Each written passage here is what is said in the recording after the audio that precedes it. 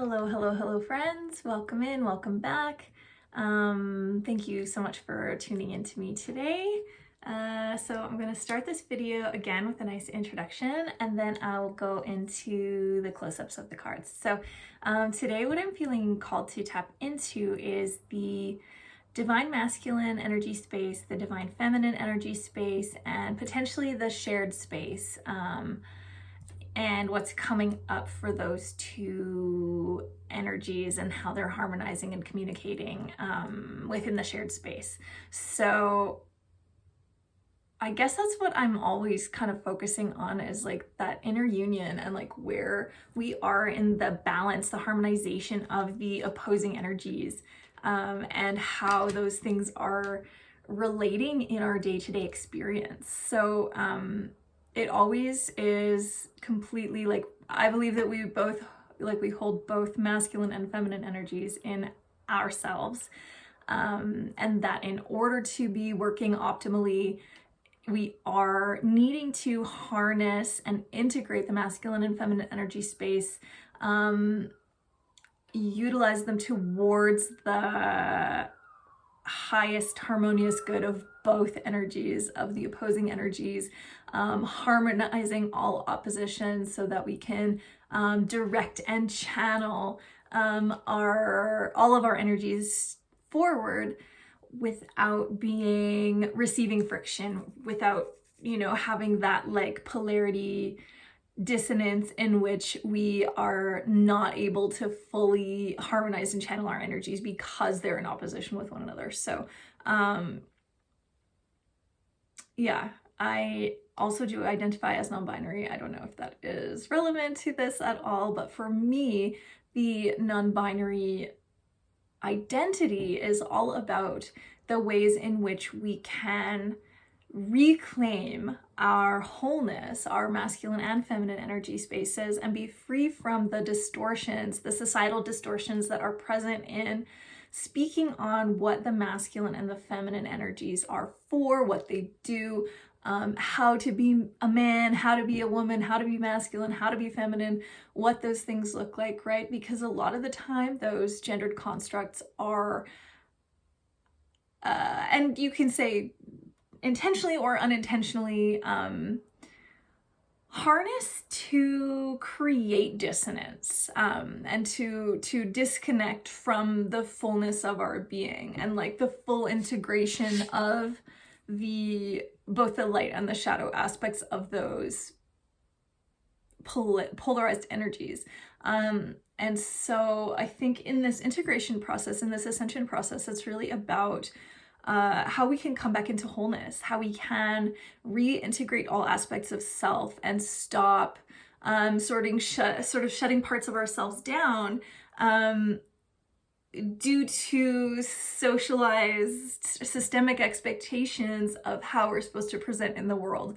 So for me, it's not about anything aside from just deciding and desiring to integrate that wholeness within my being, and stop being fragmented by the limitations of the externalized imposition on those masculine and feminine energy traits. So yeah, I don't know why I was called to step into that, but that is always, my interpretation of the reclamation of the sort of non-binary identity, and you can feel however you want to feel.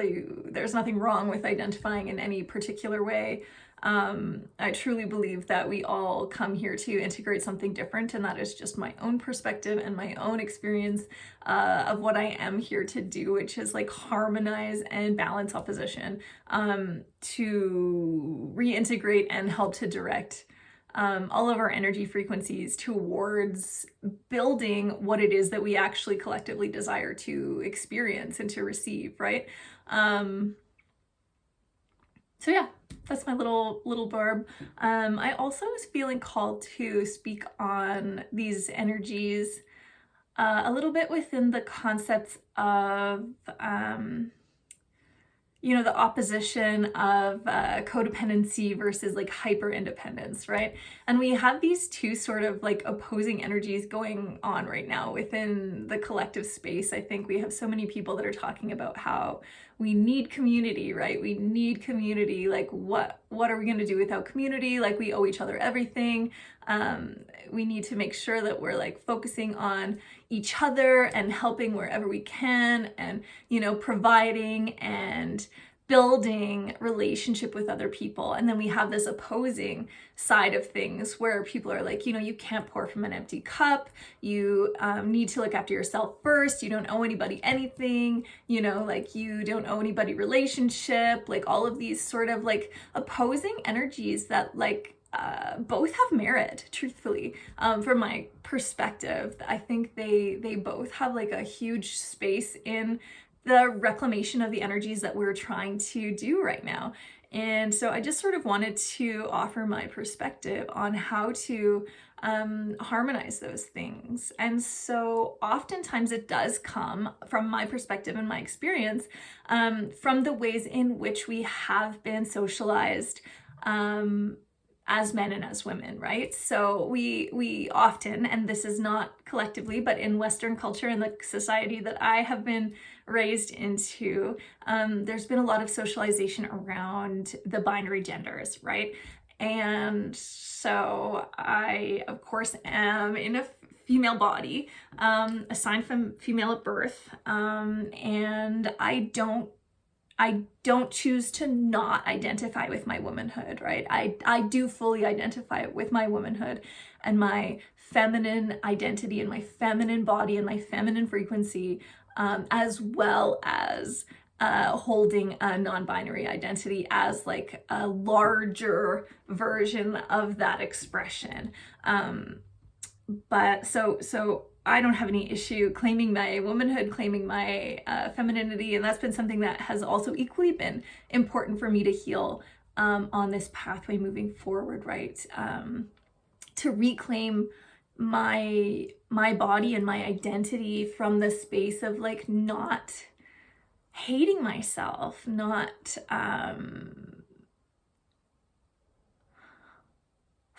rejecting aspects of self because they don't fit the feminine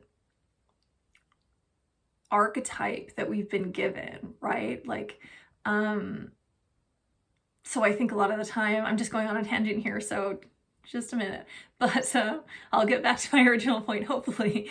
But it's like a part of the way that these systems speak on femininity.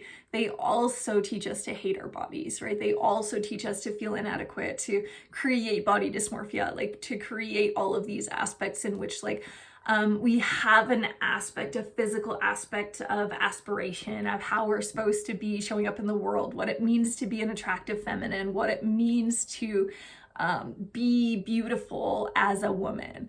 And a lot of us don't hit that, right? Or don't have any desire to express ourselves in the limited way in which femininity has been weaponized, right? So oftentimes we equate femininity with being small, with being quiet, with being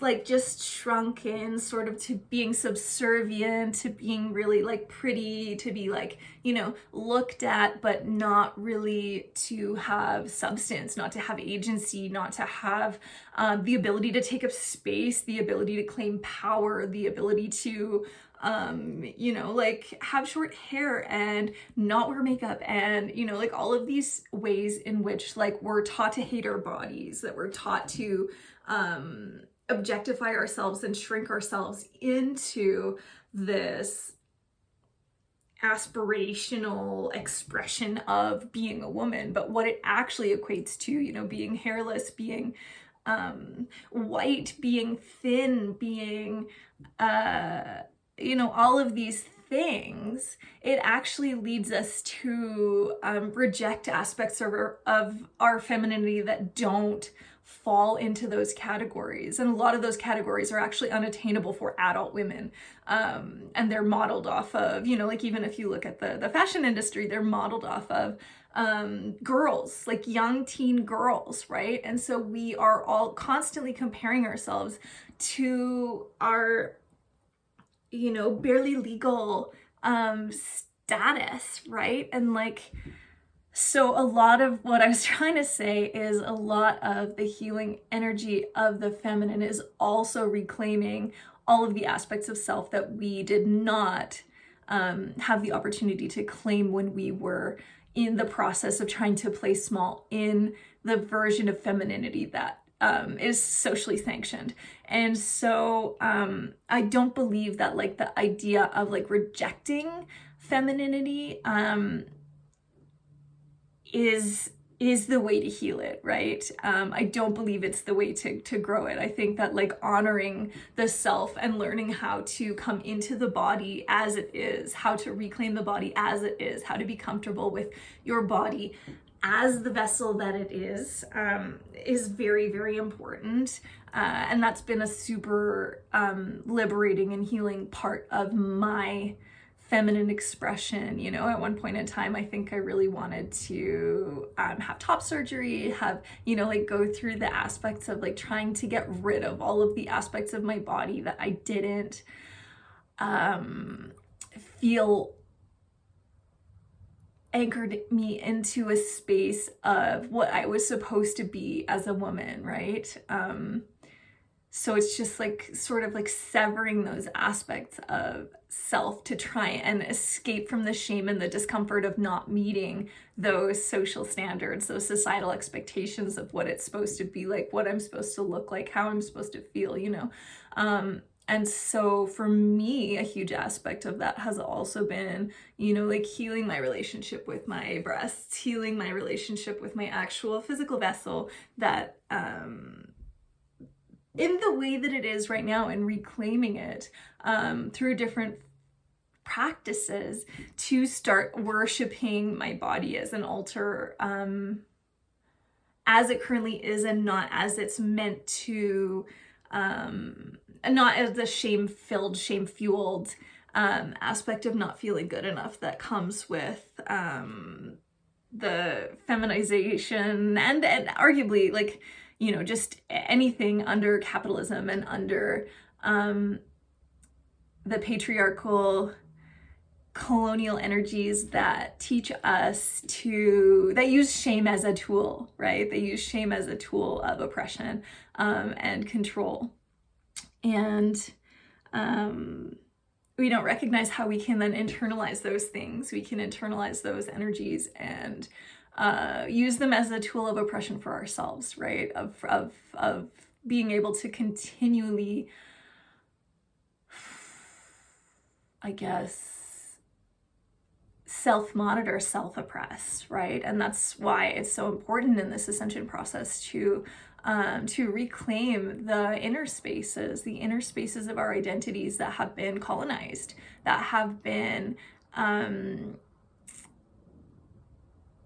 shamed, have been implanted in our consciousness around believing that we're anything less than we are, or as we should be, right? You know, it's like anything that makes us believe, and that's why I have so many issues with the organized religion as well.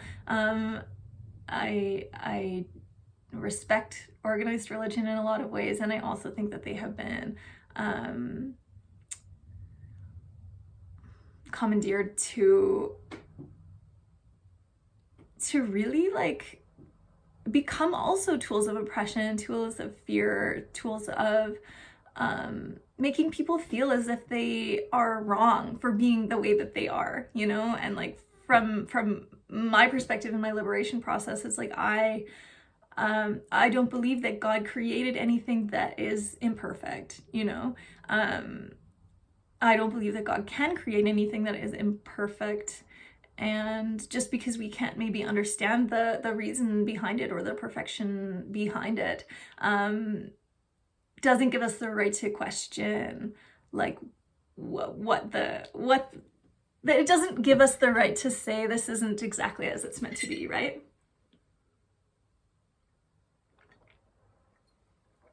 And that can be a really hard road. It can be a really, really hard road. So I don't know, all of this must be relevant. I'm sure it'll come up in the reading that I'm going to do. But anyways, what I was trying to say about codependency versus that like hyper independence, I believe that those are two sort of fragmented energies, that the polarities. So the super codependent, well, they're both polarities of the energy of codependency. So, but there's this like duality in the sense that like the overgiving, oversharing, relying on everyone else to meet our needs, the self, the sort of martyrdom, you know, like all of these things, that's traditionally the feminine role, right? The role of the selfless woman who comes in and teaches everyone that it's okay to, you know, like, I'm going to give you everything that you need and it doesn't matter what I need, right? It doesn't matter what I need, and anything that is considered catering to my needs is considered selfish, is considered wrong or bad or whatever, right? Like, we're celebrated and praised for being selfless and for how much of ourselves we're able to give up. And it ends up being really detrimental to us, right? So it's like we need community, yes, we need connection, but connection that takes from us without refueling, and without giving us the opportunity or the ability to refuel ourselves, is at its core distorted, right? And so the opposing energy, the counter energy of that is that like hyper independence. And I think that's more in the masculine distortion space, where we have a lot of men that like are taught that women are subservient to them and that are, you know, they're in their lives to cater to them. They don't care how much they take. They're willing to use and lie and cheat and manipulate. And so are the feminine energies in their own way to try and manipulate people into getting their own needs met, right? But there's this like feeling of like, yeah, I don't owe you anything, you know, I don't owe you anything. Like, you're there for me to use, and like, I don't have to pour back into what it is that I am, what it is that I'm extracting from, right? Like, and both of these areas, both of these distortions, they don't fuel reciprocity, right? They don't fuel reciprocity. And I think that this is what we're seeing a lot of the time in this like space in which we're speaking on, you know, when we're talking about like cis het normal, you know, the romantic relationship structure of one man and one woman, like, those are a lot of the frictional dynamics that we're seeing, and we're also seeing them come up in society in general, when we're sort of weighing out these two options, right? Where we see people sort of making arguments for this like unconditionally loving community in which you just are selfless and you give and you give and you give and you give and you give everything you have to anyone that needs it, regardless of how they're treating you, regardless of how you're experiencing that, regardless of what it is that you have, regardless of what it is that you need, you know, like regardless of whether those relationships are reciprocal or not. And then we have this, yeah, like this argument for like this, just cut everybody off, everybody's toxic, you know, labeling everything and everybody as toxic as a way of avoiding self-accountability, right? And that doesn't mean that there are not toxic people, toxic things, toxic relationships, but some of those things are internalized in us, right? And so I think both of these polarities, they're based on the idea that we are not responsible for ourselves, right? We're not accountable for our actions. We're not accountable for our the energy that we put out and the energy that we take in, right?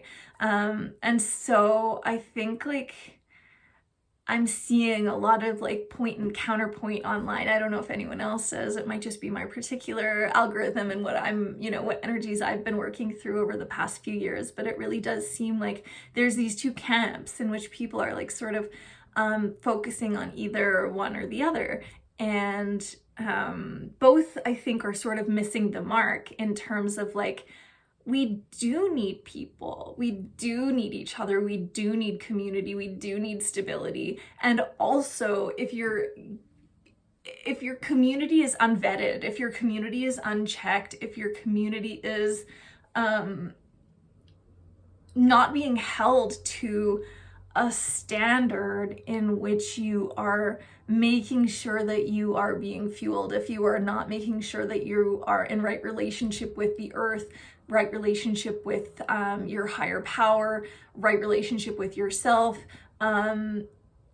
all of these things are extremely important. They're pillars of being able to be in healthy community, right? And so it's like there's a lack of that self-ownership and self-accountability where like if people that are in a community are expecting to have all of their needs met through other people and they're unwilling to meet their own needs, they're unwilling to try and connect to a higher power, the greater good, their own internal agency, taking power over their experience, like getting out of their like own way in terms of how they're moving in the world and in relationship, taking ownership of where they do have agency and where they do have responsibility. Those dynamics get extremely toxic very quickly, right? And then you start seeing all of these like really draining experiences, these super unhealthy, toxic communities in which nobody is truly showing up in the way that they want others to show up and vice versa, right? So it's like from my perspective, I think it's so important to vet the people that we have in our lives. And one of the most important quotes I've ever heard that really resonated with me is like, unconditional love does not equal unconditional relationship. So I think that acceptance is an extremely important aspect of learning to love self, learning to love other, learning to love in general, right? Like learning to open the heart space is about acceptance, right? Unconditional love, acceptance for all that is. But acceptance does not mean like acceptance of what is simply that. It's simply that. It's just presence and acceptance of exactly what is being expressed in the present moment, right? But to truly accept things also means accepting our power in what it is that we let in, right? And truly accepting our own responsibility to ourselves and to creating what it is that we actually want to experience. And part of that is saying yes to things, and part of that is saying no to things, right? And it's always a dance. It's always a dance, but like we don't owe every single person in our experience community. That doesn't mean they don't deserve community. That doesn't mean that they're doing something wrong, that they're imperfect somehow. But we can witness things as being a mismatch to what it is that we want to experience, right? And so I don't value the concept of just like cutting everyone off, oh, you're toxic, you're a narcissist, like that doesn't build what it is that we want. And that really just continues to fuel, especially the self-shame and the shaming of others and the rejection of these aspects of self that really require like a deeper presence within us, right? And recognizing that like that is present within me, and how can I own that, and how can I integrate that, and how can I take ownership and responsibility for that in my own life experience, right? Without allowing it to exist in your energy field unchecked, right? Like unharnessed, unintegrated, right? And so there's this loving awareness that needs to come into this like aspect of community where it's like consciously building what it is that you want to see. And a lot of that has to do with also being really honest with ourselves with like, how am I showing up in this relationship? How am I showing up in this community? Am I providing what it is that I expect from others, or do I have unrealistic expectations of others and I'm not willing to give back this thing that it is that I want to receive and expect to receive from other people, right? How is it that I am maybe not communicating? How is it that I'm not owning my needs? How is it that I'm not showing up for myself in the way that I need to? How is it that I'm not nurturing my relationship with a higher power? How is it that I am maybe over expecting, over giving, due to a lack of stability or a lack of feeling safe in myself, right? Like, where do I have agency and how can I start taking full ownership and accountability for like my role in my relationships with the people around me, right? But then you do also have a lot of people that like have not, on this other side of the spectrum, have not chosen to take a look at themselves, right? And have not chosen to take responsibility or accountability for themselves and how they show up in relationship, right?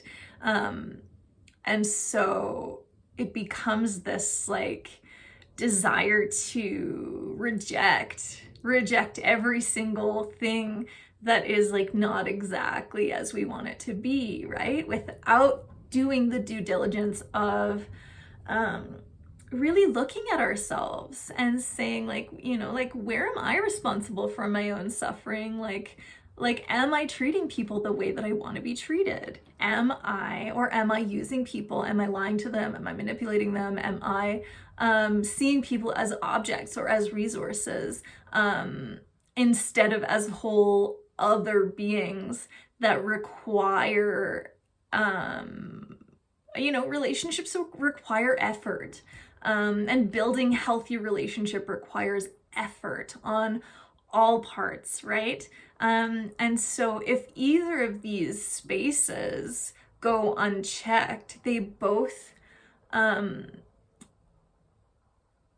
start fueling the commodification of community, of society, of others, of self, of whatever, right? And they completely ignore and repress the needs of self.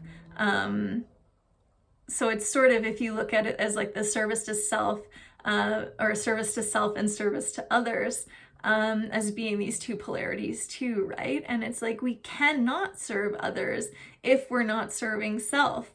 But if we're only serving self without the true desire to build community and society in the way that we want to experience it, we're fucked with that too, you know? Like, that's fucked up. That's fucked up. We need other people, and we need to want to treat other people the way that we desire to be treated, because at the end of the day, it becomes a feedback loop, right? And on either side of that polarity, right, we often sort of see it in relationship dynamics as well. If you think about the anxious attachment style and the avoidant attachment style, right? And both of them are expressions of codependency. It's just that one of them is leaning on this desire that like this other person is going to come in and save me and complete me and meet my every need. And then this one over here is like, I'm focused on myself and what I need, to the detriment of the people around me.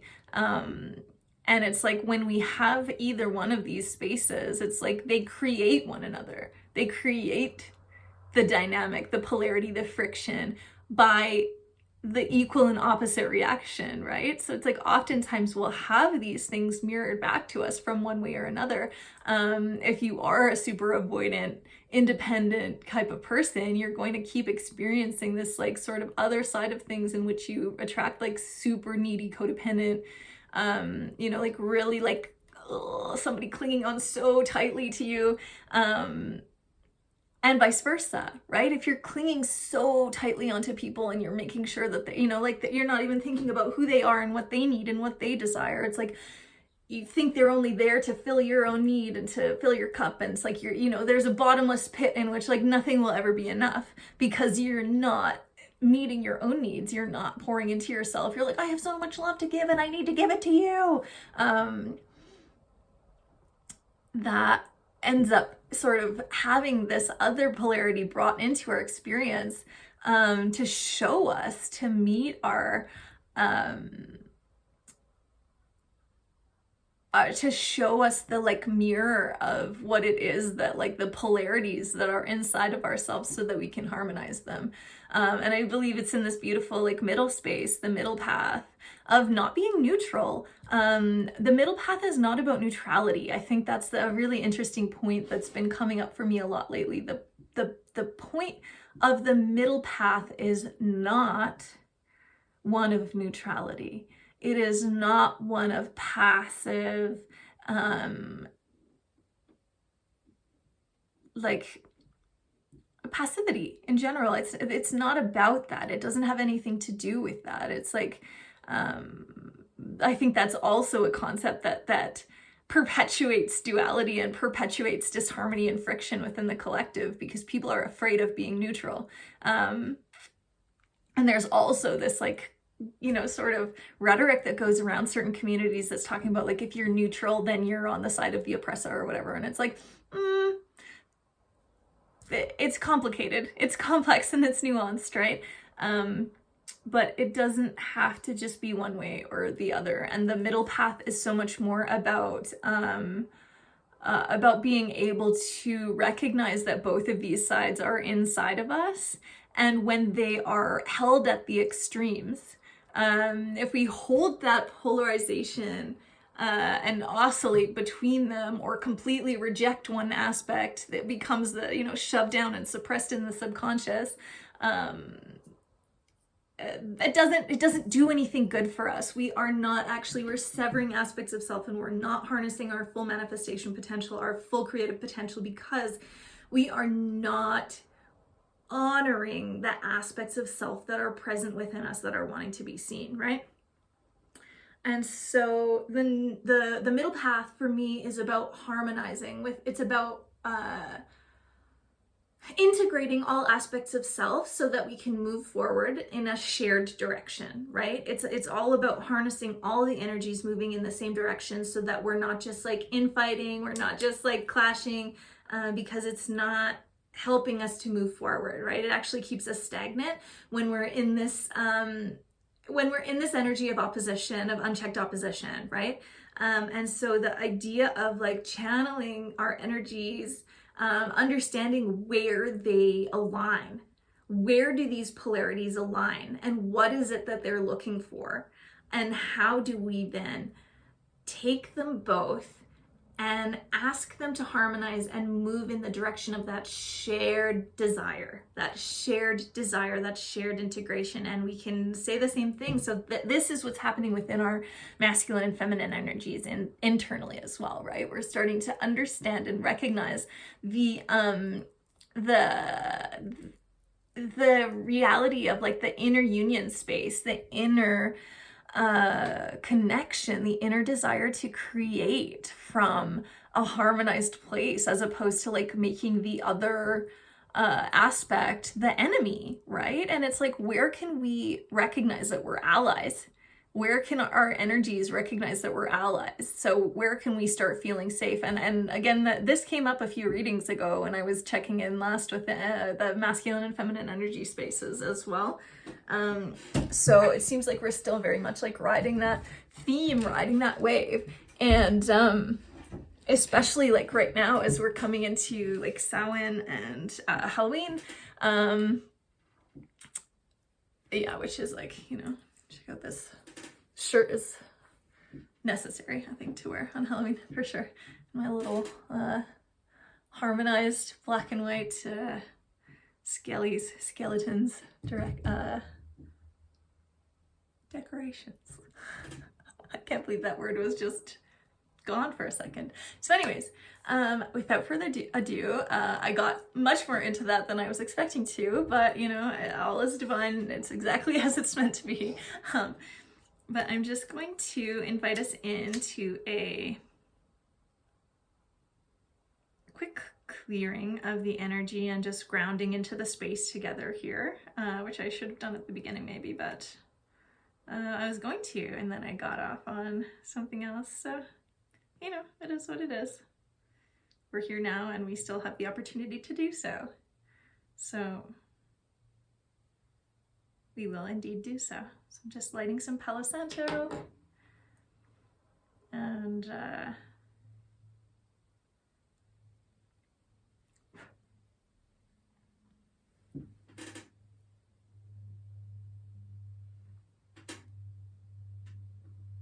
just take some deep breaths here, deep cleansing breaths. And envision just anchoring into the heart space. So breathe right into your heart space.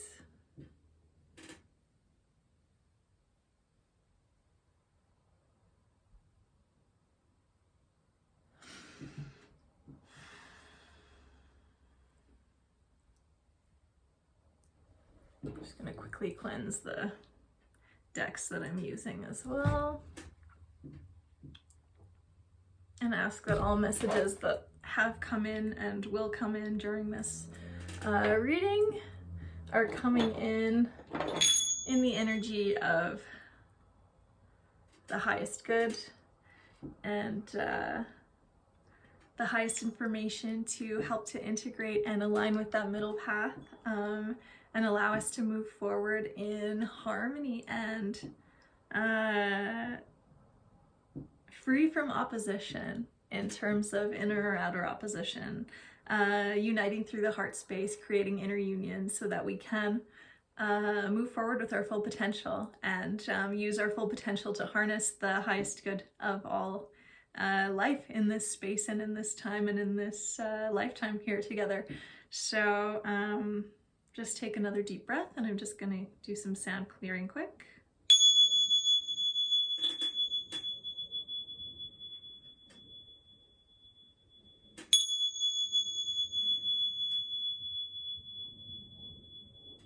And one more.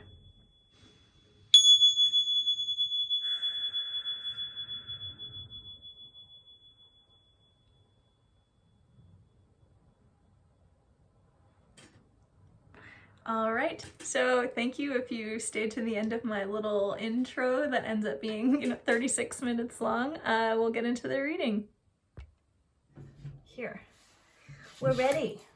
All right, so this here is going to be our feminine energy space, and over here is going to be our masculine energy space. I think I'm going to check in with the feminine energy first. Ooh. So I'm going to be using Tarot of a Moon Garden. I love this deck. I use it a lot. If you've been at this channel at all before, you recognize it. All right, so Spirit, please tap us into the present moment energy of the feminine aspect. What do we need to know right now for the highest good?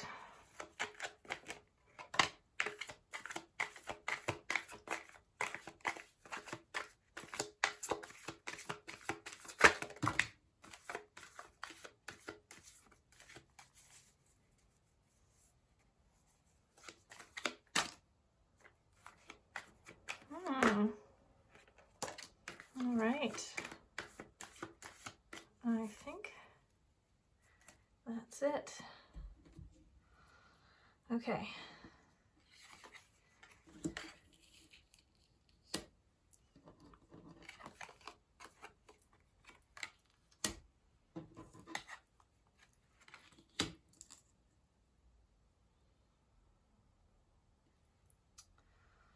Really interesting. Really interesting. So this is a really fascinating energy because there's these mirrored eights, which, as I was talking about before, they often talk about like the reciprocity, the infinite, right? The meeting in the middle is that exactly what I was talking about, that unified middle space, the inner union path, right? Where we're talking about this polarities, and they're sort of looping and they're constantly meeting in this middle zone. And the middle zone, where the eight sort of meets right in the middle, is where we're talking about that inner union, the middle path, the harmonization. So that's really cool that 2 8s came out, as well as the 10 of Cups, which, like, come on. And the Queen of Wands, which is very much, you know, like 2 wand spaces came out, and also the Emperor, which is very much about this, like, ultimate masculine energy. So it's almost as if within the feminine energy space, we've created this very harmonious unification with the masculine energy. So this is really speaking on, like, a really beautiful aligned feminine energy frequency, where a lot of us have freed ourselves from a lot of these distortions that I was talking about within the feminine energy space, and have learned how to harness and anchor the middle path in this here. And it's leading to being able to move forward, you know, in a really, like, aligned, like, we're putting a lot of work in right now from this, like, harmonized masculine and feminine energy space. So it's like, once we're aligning this energy, it's like all of a sudden this 10 of Cups is possible, right? This 10 of Cups frequency is capable of us sort of leaning into our power. And even with the Queen of Wands, like, the Wands suit is like a very masculine suit. It's all about fire. It's about calling in our power, our fuel, our divine spark, right? So that's really very interesting. So I think now I'll take a minute to tap into this masculine energy space and see where they might be aligned and where they might be a little bit different, right? So we can see the feminine energy space is looking very balanced and very, like, very connected where she needs to be. And so now, Spirit, I'm using this Aquarian Tarot, another one of my favorites. These 2 decks are, like, my ultimate favorite decks, and I love them. And I always think about this one is more within the feminine energy frequency, and this one is always within the masculine frequency for me, which is interesting. So Spirit, can you show us what needs to be, what is present in the current masculine energy space for the highest good of all who are tuning in here?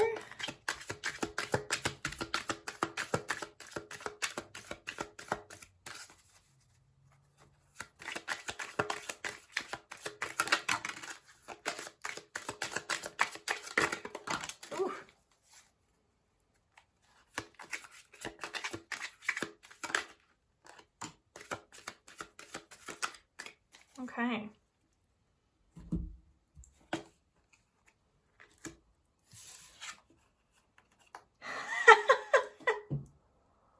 So we have the Empress coming out on the masculine side, which I love. So that's really cool and really, really aligned. So again, this is speaking, and the World, speaking on and the Wheel of Fortune. Look at this. So, and then we have 2 Pentacles cards coming out here. So even though the Page is not quite the Queen, the 7 is not quite the 8, it's a little bit different of an energy, but the energy at its core is speaking again on this unified. There's something, the feminine energy has been harnessed and has achieved some sort of completion within the masculine energy space. And the Wheel of Fortune is coming up. It's like about faded transition points, right? And so it's, like, really quite interesting. Also, the same amount of cards came out on both sides, which, like, doesn't always happen. So that's really quite interesting. Yeah, that's really cool. So now I might use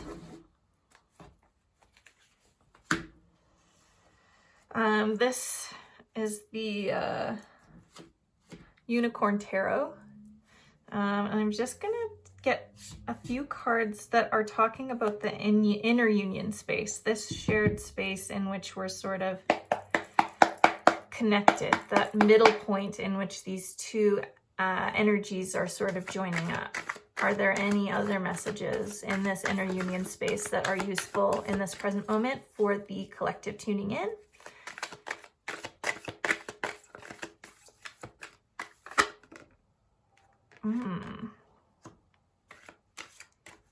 Interesting. So this is sort of depicting that inner conflict that we were speaking on. So it's quite interesting because we're seeing this like really interesting harmonization on both sides. So both masculine and feminine energies are looking quite harmonious, but I'm curious as to what. Can we clarify this Five of Rods, please? This Five of Wands, like, is there any clarification? I'm going to take this in reverse, the High Priestess in reverse.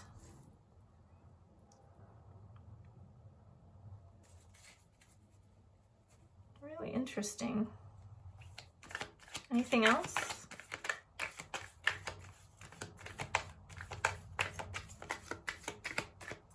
Is there anything else coming up?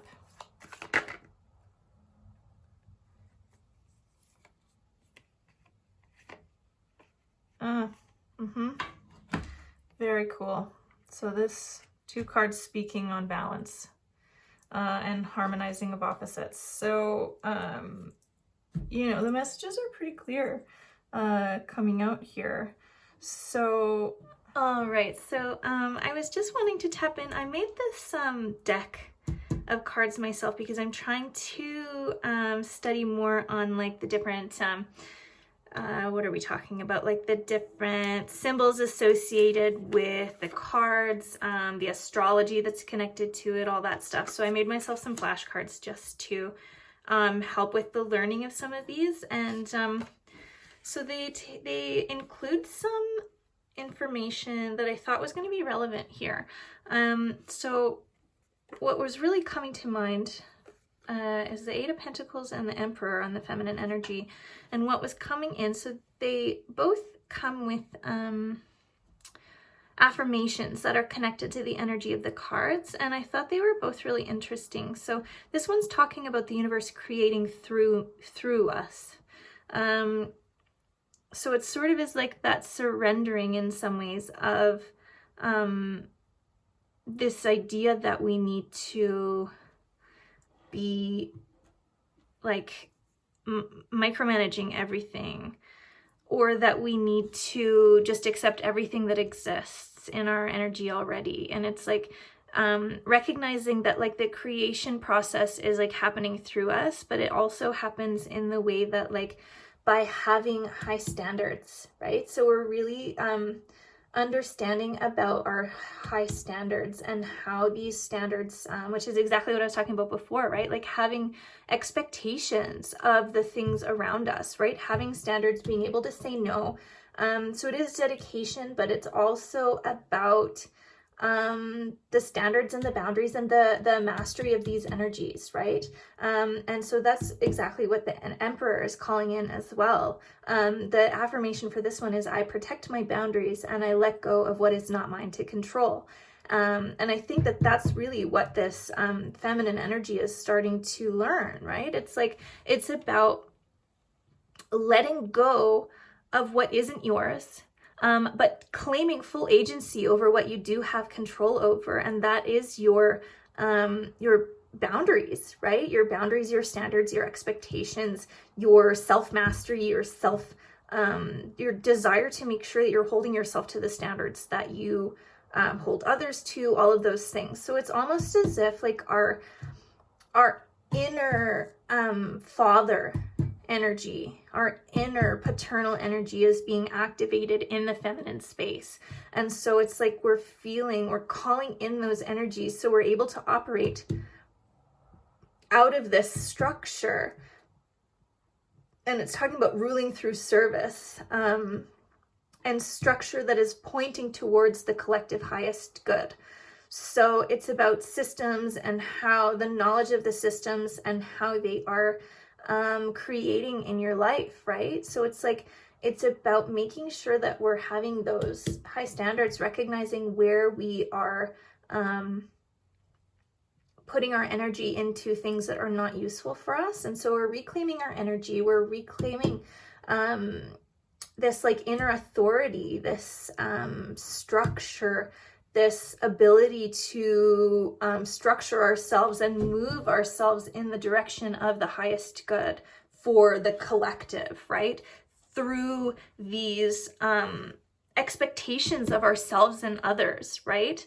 So now we're having and holding healthy expressions of both the masculine and the feminine energy, and this protective energy, right? This structure allows the feminine energy to completely express itself, to be fully expressed in the Ten of Cups energy, because we have these boundaries in place, right? We have all of this energy that can be channeled then for the highest good, because we are honoring the feminine space. We're honoring it fully, right?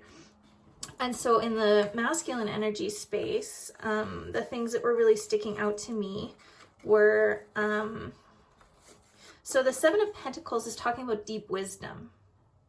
And this is talking about the seven in general, right? But the seven was really coming up to me. The seven in general, the numerology of the number seven. And it's talking about deep wisdom, asking questions, researching, and also talking about hidden truths, gathering and filtering information, right? So it's like we're starting to like use our intuition, our honing our intuitive skills, to really start listening to our inner guidance. And so the Empress, right, is our parallel to our Emperor. And with this, the energy is, I bring abundance to myself and everything under my care. So it's like this masculine energy is starting to graduate into the space of understanding that everything under their care is their responsibility as well, right? Their community is also their responsibility, and their responsibility for cleaning up their energy, for the mother energy, right? The maternal energy, the mother archetype, right? They're allowing themselves to really understand that, like, that true connection comes from being able to nurture, to have this understanding of caregiving as the deepest form of direction, right? And it's like when we can channel this into our space, right? When we can say, I'm not only responsible for myself, that hyper independence, I'm also responsible for everything that I touch, right? Everything that I touch.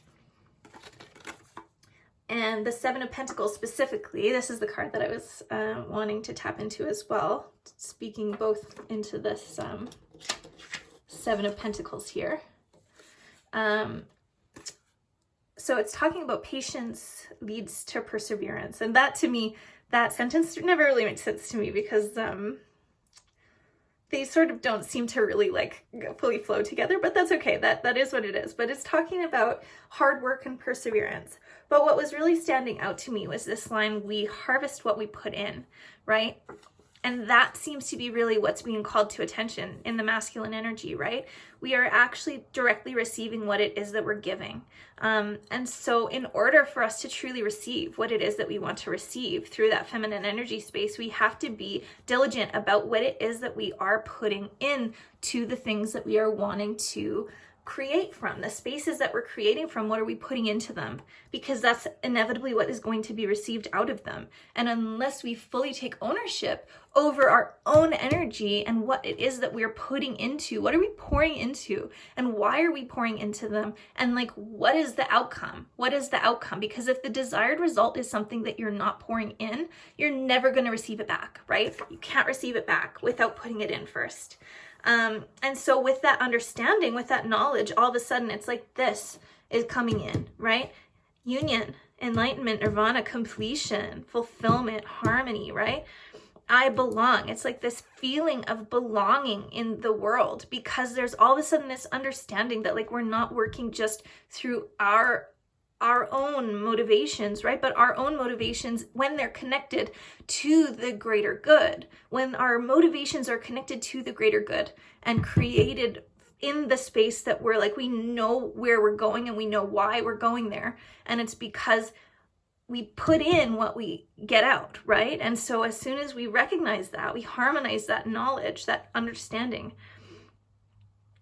and we harness it, it's like all of a sudden, oh, boom, that clicking point. It seems like there was almost like a sudden aha moment within the masculine energy space of like this understanding of the connection between the two, right?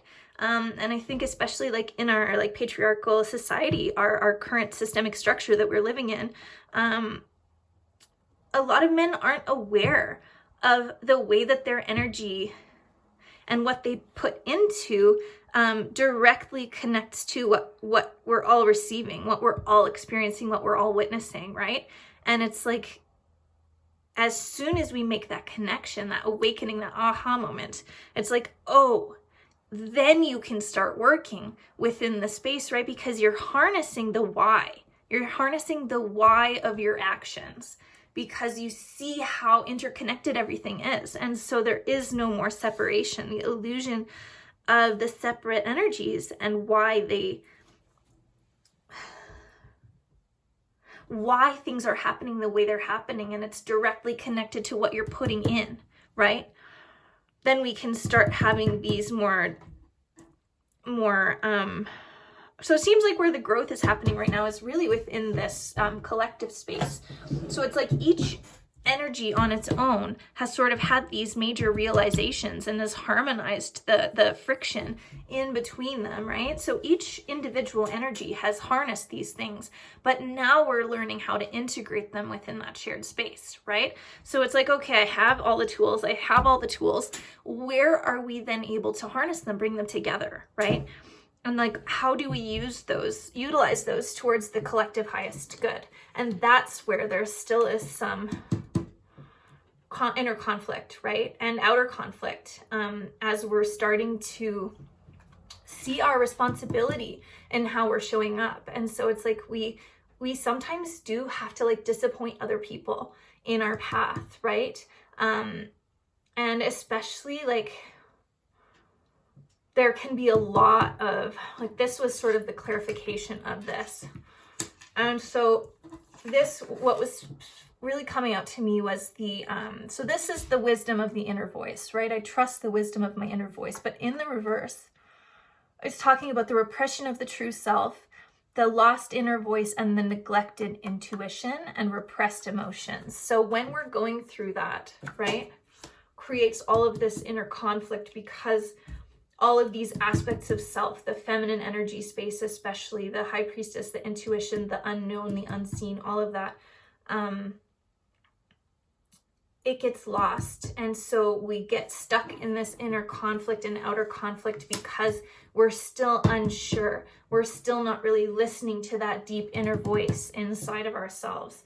But as soon as when we start anchoring into these, right? The Two of Pentacles is all about, there's a certain aspect of like surrendering, right? And allowing yourself to go with the flow and sort of holding these two opposites and just allowing them to be what they are, right? And I think that's sort of where we're at right now in the shared space, is just sort of holding on to the idea that there are these two polarities, and you're like, okay, I see them, I feel them, I have them, I have all the tools, I have the understanding, I have the knowledge, and all of these fruitful sort of awakenings that have really grounded in, right? Like there's so much, there's two energies of completion here, right?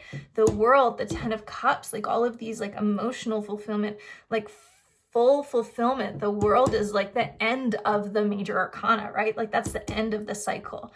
So it's like both energies have come to this sense of completion, this sense of like the end of the road, this harmonization. And so there's this walking the line of Temperance, right? I direct my energy and resources to find balance. So that's really what we're working on now that we understand and we've balanced sort of out these polarities, and we've understood, we've been able to dissect what's what's working and what's not working within each energy space, right? And we've reached a sense of completion in each energy space. And now we're at the point where we're finding the middle path, right? We're avoiding extremes. We're responding, not reacting. And we're balancing out sort of the mind space and the heart space. And we're finding moderation. So we're recognizing that, like, through the understanding that, like, that we've gained in these experiences, all of a sudden we're realizing the benefit of the middle path, right? The benefit of the patience and the benefit of moderation and walking this, like, sort of tightrope of the intersection between these two opposites, because then we can actually use them and utilize them towards our highest good, right? And so there still is an energy of trying to figure out, like, what does that look like, right?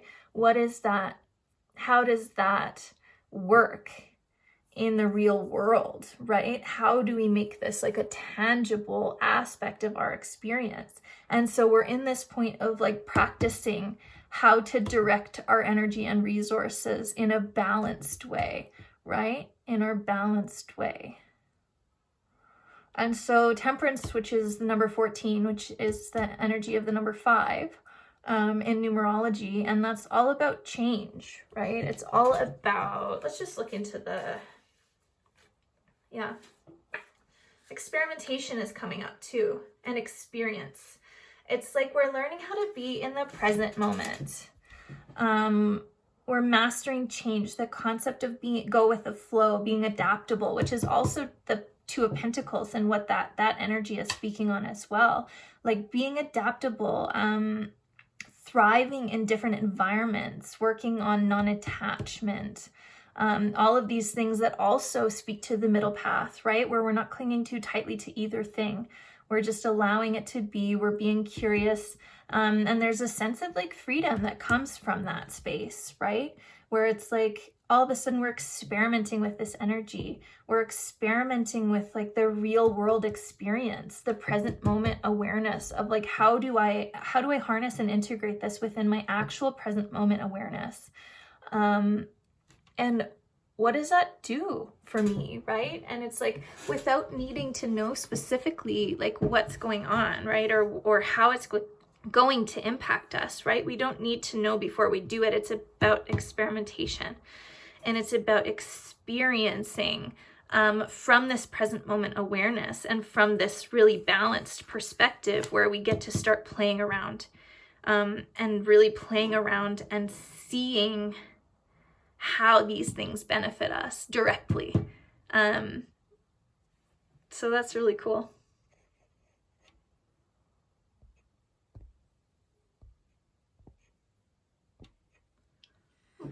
Oh, all right. So that is the reading. I was gonna see if there was anything else that felt like coming through, but it really just feels complete. You know, I don't really know if there's anything else that needs to be said or done at this time. So just keep working on, like, that harmonization of those inner polarities, right? And start seeing how moving from those spaces, just practice and be patient with yourself as you start moving in these harmonized ways, right? And just, like, trust and have faith in the fact that, like, we get what we put in. We get what we put in. We get what we put in. And it may not happen in the time frame that we think it should, right? But time isn't linear, and time is not real. Time is just a construct of the human consciousness, this third dimensional space. And I think a really interesting thing that came up for me once, the concept of, like, why things move so slowly on this particular, like, this physical earth plane. And sometimes it feels like it's a punishment, right? Like, especially if you connect with, like, being a being who has had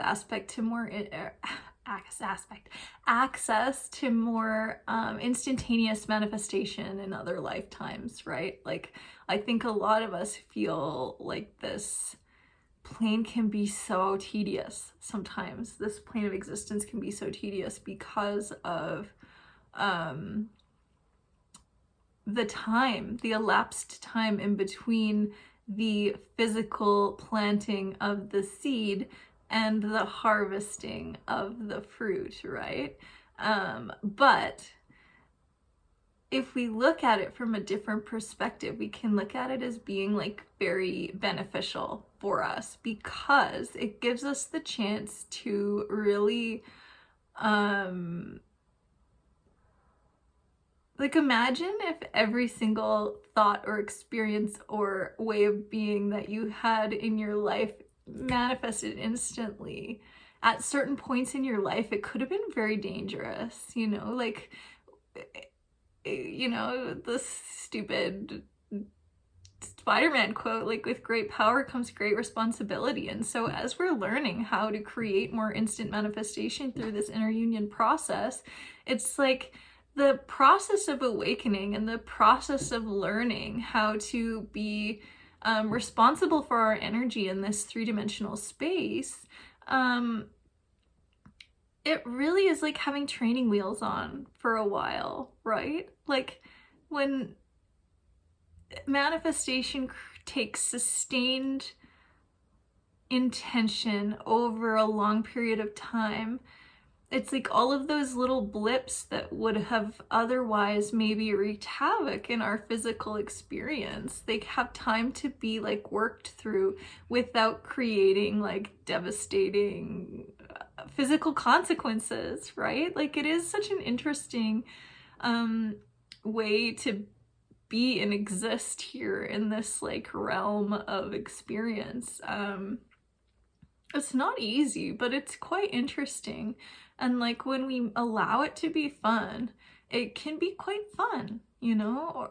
It has aspects of fun in it. And once again, I want to tap into I recommended it before, but if you're interested in this concept of like really exploring and integrating your and I mean, I'm speaking to people that already have done this, obviously. If you're my collective and you're tapping into this video, like, you know, you already know, you've already integrated your and harmonized your aspects, right? And you're learning to work with that. But if you're looking to sort of revisit or understand more about like different tools and techniques to work within the energy space and the harmonization that you're doing now when you're practicing and playing around with it, I again highly recommend the book Existential Kink. I'm just about to restart it with a book club that I'm in.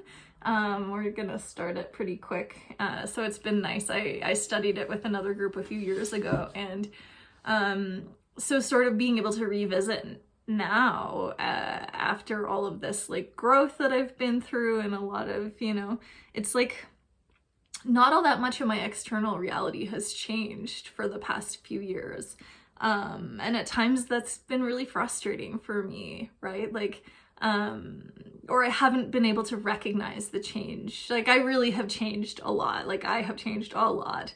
And like the way that my life looks and the way that my life is structured and my inner and outer world within this space has changed a lot. So it's also just about reminding ourselves to be really conscious of like congratulating ourselves on like where we are and how we have grown within the space that we're in, right? And just because things don't always look the way that we think they should look by now, right? We feel like we haven't like harvested exactly what it is that we've put in, you know, but we've had the ability to learn ourselves really and like integrate our being in like this really helpful way that is going to be with us forever. Like, the nice thing about these awakenings, right, is like you can't unknow all of these things if you really, really, really do it,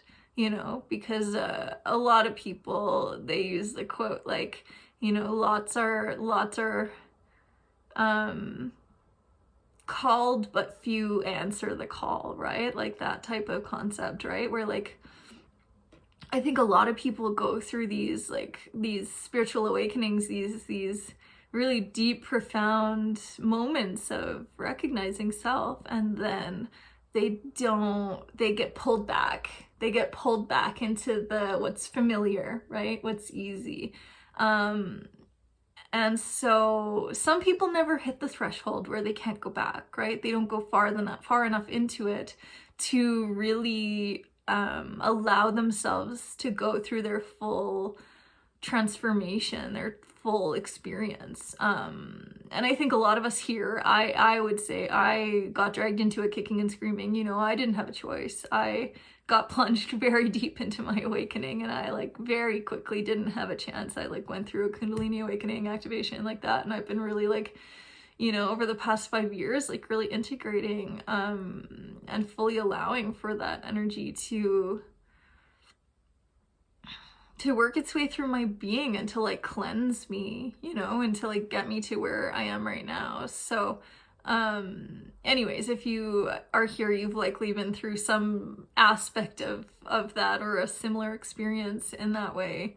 And it's not for the faint of heart, but like just make sure you take time to like congratulate yourself for where you're at, celebrate yourself for where you're at, and like just keep working on the harmonization and the aspect of walking the middle path in your life and seeing what that does for you, practicing that, allowing that to be your compass, right? And like allow yourself to recognize that like that's where you're going to be building from.